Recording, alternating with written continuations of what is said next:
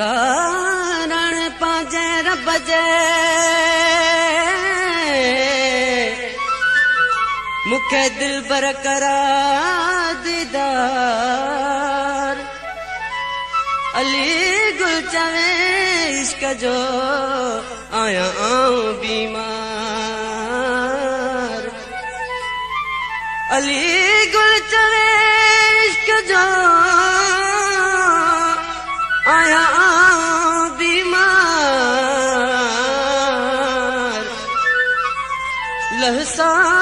जनस गो तू सार मतमत मान मरी वञा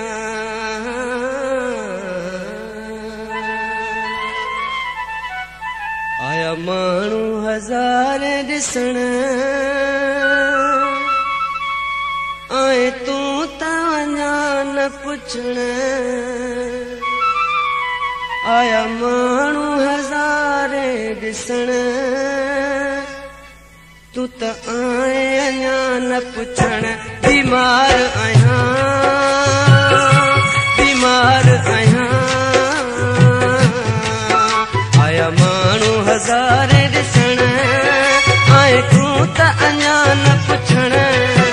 आया माण्हू हज़ार पुछण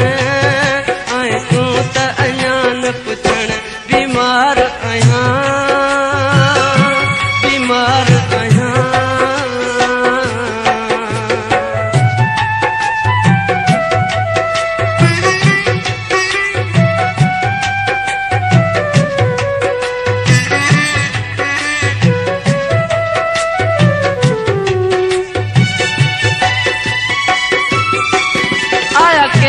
तबीब मिड़ी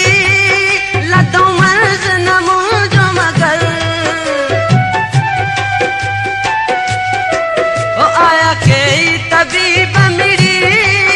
लदों मर्ज़ न मुझो मगर इश्क वारे मरीज़न के कंदी कहिड़ी दवा असर मुझे तू दवा दिल पर अच मूं सां रुगो तू मिलण आया माण्हू हज़ार ॾिसण आए तू त वञा न पुछण बीमार आहियां बीमार आहियां आया माण्हू हज़ार ॾिसण आए तू त अञा न पुछण आया माण्हू हज़ार ॾिसण आए तू त वञा न पुछण बीमार आहियां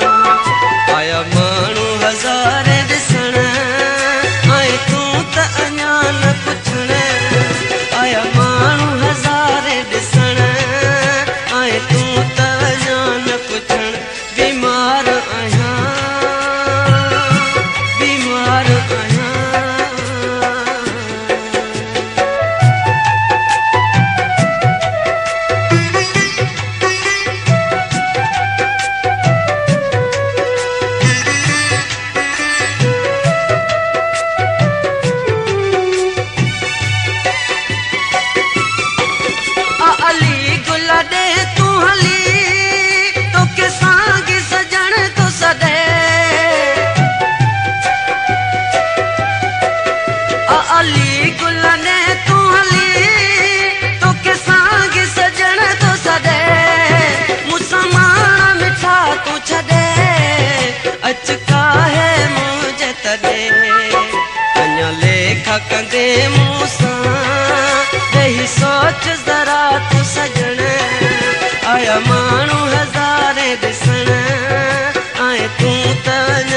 पुछण बीमार